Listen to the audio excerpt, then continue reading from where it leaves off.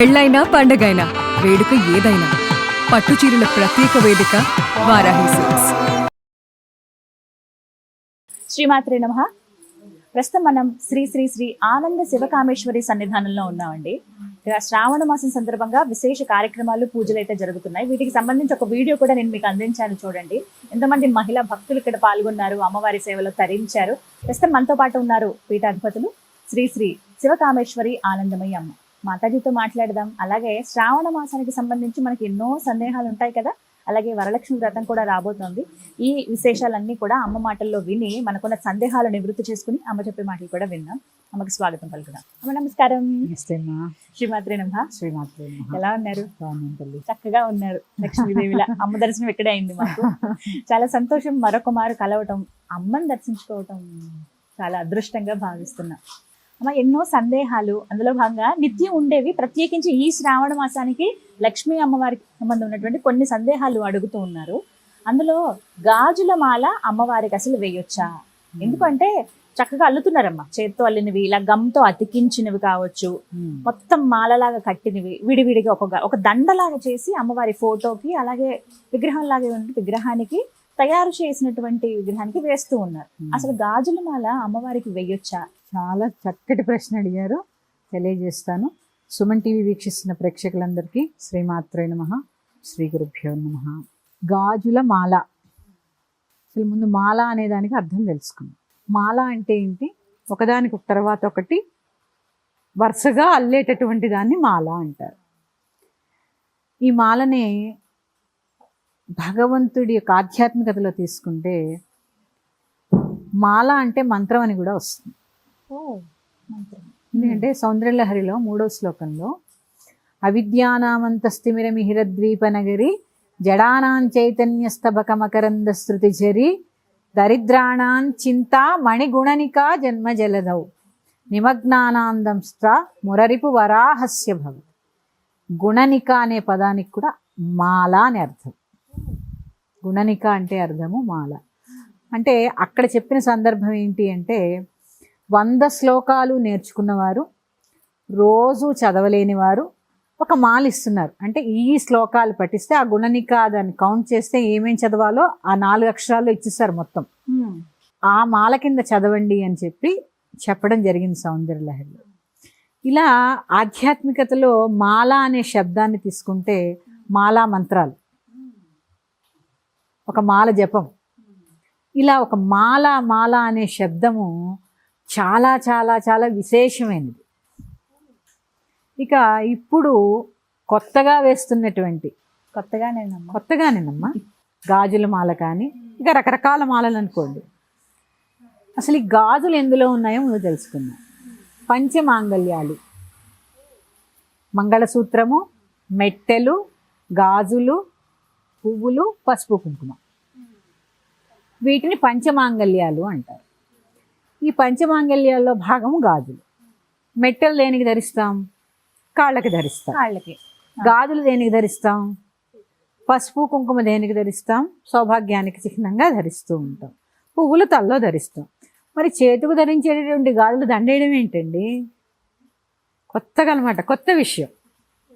అంటే ధర్మంలో లేనివి గాజులు చేతికి వేసుకోవడానికి. ఎందుకంటే అమ్మవారికి 64 ఉపచారాలు ఉన్నాయి. ఆ ఉపచారాల్లో గాజులు వేయడం కూడా ఒక ఉపచారం. ఆ కంకణ ధారణ, మెడలో కంఠసూత్రం వేస్తారు కానీ గాజుల మాల వేయాలని ఎక్కడా లేదు. ఇదంతా కూడా కొత్తగా వస్తున్నటువంటిది. మరి ఇప్పుడు చూస్తున్నాం కదమ్మా, చాలా వరకు ఇందాక చెప్పినట్టుగా ఇలా వేస్తూ ఉన్నారు. గృహస్థులు ఏవి చేయాలి, ఏవి చేయకూడదు, ఇందులో కొన్ని ఉదాహరణలు నేను చెప్తాను. కుష్మాండ దీపాలు ఇంట్లో పెట్టకూడదు, పెట్టేస్తున్నారు. నిమ్మకాయ దీపాలు ఇంట్లో పెట్టకూడదు, గుళ్ళోనే పెట్టాలి, లేదా ఏదైనా ఆశ్రమాల్లోనో పీఠాల్లోనో ఆ దేవత ఎదురుగుండా పెట్టాలి. అంటే గృహస్థి ఏది చేయాలో అదే చేయాలి. ఇలాంటి గాజుల మాలలు, ఈ రకరకాల మాలలన్నీ దేవాలయాల్లో కొన్ని సందర్భాల్లో అలంకరణలో భాగంగా వేశారు. వేయలేదని నేను పూర్తిగా చెప్పను. చిట్టి గాజుల మాలని, ఒక గాజుల మాల వేసి గాజులతో అమ్మవారికి అలంకరిస్తారు. అది ఎప్పుడు 1,00,000 గాజుల పూజ. ప్రత్యేకంగా లలితా సహస్రనామానికి దసరాల్లో మనం కూడా చేస్తాం, ఒక్కొక్క నామానికి ఒక్కొక్క గాజు సమర్పిస్తూ ఉంటాం. ఇది ఆ సందర్భాన్ని బట్టి చేసేది తప్ప గృహస్థు ప్రత్యేకించి గాజుల మాలలు ఇవన్నీ తయారు చేసి వేయవలసిన పని లేదు. ఎందుకంటే అమ్మవారు చాలా లావణ్యం, ఆవిడ పేరే ఏంటి, లలిత. చాలా సున్నితం, లావణ్యం. పువ్వులు వేస్తేనే ఎక్కడ కందిపోతుందో అని భావిస్తూ ఉంటాం. ఆ భావించే ఆడి గాజు ముక్కలు మెళ్ళో గుచ్చి వేస్తే ఎట్లా, ఒక్కసారి ఊహించుకోండి. అపచారమే కదా అది, అపచారం కదా. అందుకని ఏది చేయొచ్చు, ఏది చేయకూడదు, ఇది ఒకసారి తెలుసుకుని ముందుకు వెళ్ళడం మంచిది. అయితే గతంలో ఇలా వేసున్నామండి మేము, మరి ఆ మాలను ఏం చేయమంటారు? మేము ధరించొచ్చా, వచ్చిన వాళ్ళకి తాంబూలం ఇచ్చేయొచ్చా, లేకపోతే అలాగే ఆ ఫోటోకి అలా ఉంచేయమంటారా? ఏం చేయాలనేది ఇప్పుడు ఒక సందేహం. వేయకూడదని చెప్పాము, మనం వేయకూడదు అన్నా కూడా వేసే వర్గం ఉంటారు, వేసినవి తీయాలా వద్దా అని ఆలోచించే వర్గం ఉంటారు. ఏదో ఈ గురువుగారు లాంటి వారు చెప్పారు అని తీసి వేసి బయటికి తీసేవాళ్ళు ఉంటారు. చక్కగా చేతికి ధరించండి. ముందమ్మా మీరు అడిగిన ప్రశ్నకి అసలు ముందు నేను వేసే ప్రశ్న ఏంటి తెలుసా, అసలు మీరు ముందు గాజులు ధరిస్తున్నారా? చేతికి గాజులు మానేసి ఎవరి చేతిని చూసినా మట్టి గాజులు ఉండవు, చేతికి మానేసి మాలలు కడుతున్నారు. ముందు మనం వేసుకోవాలి కాదు. పంచమాంగల్యాలు సౌభాగ్యానికి చిహ్నం. ప్రతి సువాసిని ధరించవలసిన వాటిల్లో ముఖ్యమైనది గాజులు, పువ్వులు, పసుపు, కుంకుమ, కాలిమెట్టెలు, మాంగల్యం కదా. ఇవి మీరు ధరించి ఒకసారి అమ్మకి వేయాలో అప్పుడు అర్థమవుతుంది. మనం ధరిస్తే అవి ఆవిడకి ఎక్కడ ధరింపజేయాలో మనకు అర్థమవుతుంది. అందుకని గాజులు చేతికే వేసుకోండి. మాలలు చాలా గుచ్చచ్చు, గులాబీ మాల వేయచ్చు, మల్లె మాల వేయచ్చు, దాన్ని ఏమంటారు కమలమాల వేయచ్చు, ఇలా రకరకాల మాలలు, పారిజాత మాల వేయచ్చు. చిన్న సందేహం, చిట్టి గాజులని ఇందాక మీరు మాటల్లో అన్నారు, ఇప్పుడు చూస్తున్నాం పసుపు, ఎరుపు, పచ్చ, అలాగే అన్ని కలగలిపిన రంగులు కలిపి చిట్టి గాజులు ఉన్నాయి. అవి మరి ఇంట్లో తీసుకుని వచ్చి వేయచ్చమ్మా? అవి కూడా ఏది మాల అవసరం లేదమ్మా. చిట్టి గాజులు ఓన్లీ పూజకి వాడండి. ఇప్పుడు మేము ఉన్నాం, కొన్ని సందర్భాల్లో అమ్మవారికి వేయాల్సి వస్తుంది, వేస్తాం. అది ఎంత ఏది వేస్తాం, ఎందుకు వేస్తాం, సందర్భానుసారంగా చేస్తాం. అంతేగాని ప్రతిసారి మాల గుచ్చి వేయవలసిన పని లేదు. ఇంకొక సందేహం మీరు కాపాడినంటే అడుగుతాను. కాయిన్స్ తోటి మాల వేస్తున్నారమ్మా, ఇది ఇంకొక రకం చూశాను. రూపాయి కాయిన్లు అన్ని చేర్చుకుని, లేకపోతే 5 రూపాయలు లేకపోతే 2 రూపాయల కాయిన్స్ అని తెచ్చి చక్కగా వరుస ఒక హారం లాగా తయారు చేసి వేస్తున్నారు. అవి వేయచ్చా? వేయకూడదు. ఏది వేయాలో అదే వేయండి. ధనం ఎందుకుందమ్మా? ఖర్చు పెట్టుకోవడానికి, దాచుకోవడానికి ఉంది, కానీ మాల వేయడానికి లేదు. అంటే మనకి ఏది తోస్తే అది చేసేస్తూ ఉంటాం. దీనికి ఏంటి తెలుసా అమ్మా, గురు పరంపర లేకపోవడమే దీనికి కారణం. ప్రతి ఇంటికి పూర్వం గురువు ఉండేవారు.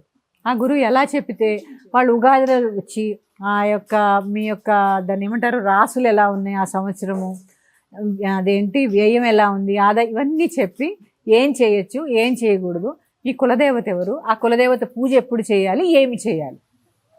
ఇప్పుడేంటి, గురువులు ఎవరు అంటే పక్కింటి వాళ్ళు. పక్కింటి వాళ్ళు ఏం చేస్తే మనం అది చేయాలి.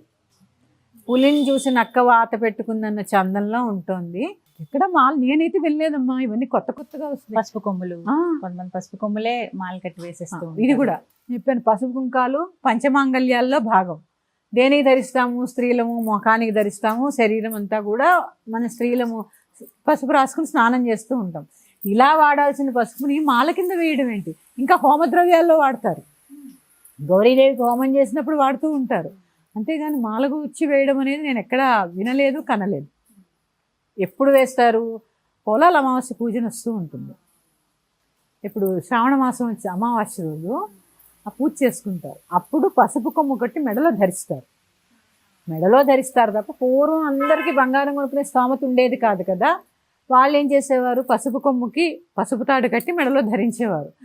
అలా ధరించాలి. కానీ అమ్మవారికి కూడా వెయ్యాలనుకుంటే ఒక పసుపు కొమ్ము కట్టి మాంగళ్యం కింద, కంఠసూత్రం కింద ధారణ చేయాలి. అంతేగాని మాల కింద గుచ్చి దానికి మళ్ళీ లెక్క 108, 27, 21 ఇలాంటివన్నీ కొత్తగా సృష్టించబడుతుందమ్మా. ఇవన్నీ అవసరం లేదమ్మా. నేను చెప్తున్నాను కదమ్మా, రాను ఆడంబర పూజలు ఎక్కువైపోతున్నాయి. అందులో భాగంగా ఇష్టం అవ్వచ్చు, అమ్మకి ఏదో ఒకటి చెయ్యాలనే తాపత్రయం కూడా అవ్వచ్చు. క్రియేటివ్ అని చెప్పి అందులో భాగంగానే ఇలాంటివి కొన్ని జరుగుతూ ఉన్నాయి. అవసరం లేదమ్మా. గృహస్థు అంత ప్రత్యేకించి గాజులు మాల అల్లి వేయాల్సిన పని లేదు. మీ ఇంట్లో విగ్రహం ఉందా, చక్కగా చీర కట్టండి, ఆ విగ్రహానికి అలంకరణ చేయండి, చేతికి గాజులు వేయండి. గాజులు వీలు వేయండి. కాకపోతే పక్కన అలా పెట్టినా అమ్మ పెట్టినా స్వీకరించి చిట్టి గాజులమ్మా, అలాగే మాల అల్లి చేతికి కట్టినా బాగుంటాయి కదా. అలా కూడా బాగానే ఉంది. బాగుంటాయి కదా, అదే అలంకరణలో ఒక భాగం, రకరకాలుగా అలంకరించవచ్చు. అంతే తప్ప మాలలు గుచ్చి మీరే ఆలోచించండి. సీసం గాజు అంటే ఆవిడ సున్నితమైనది, లాలిత్యమైనది. ఆవిడ మెడకి ఎంత గుచ్చుకుంటుందమ్మా, మనం భరించగలమా? మనం భరించలేదు, ఆవిడ ఎలా ఇవి భరిస్తారు? అంటారు అసలు మీరు వేసుకోగలుగుతారా మెడలో ఆ గాజులు మళ్ళీ ఆవిడకి ఎలా వేశారు? మనం వేసుకోగలమా? మనమే వేసుకోలేం కదా, ఆవిడకి ఎలా ధరింపచేస్తాము? అందుకని ఇలాంటివన్నీ అవసరం లేదమ్మా, నన్ను అడిగితే అవసరం లేదు.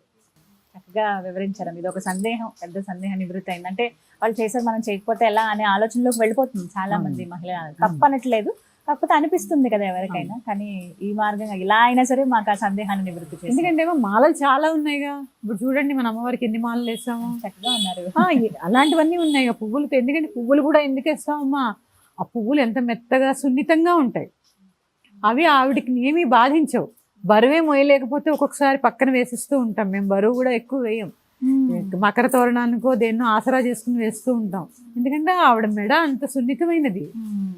అందుకని అవసరం లేదమ్మా, ఇలాంటివన్నీ అవసరం లేదు. శ్రీమాత్రే నమః. నమస్తే స్వస్తి. అమ్మా.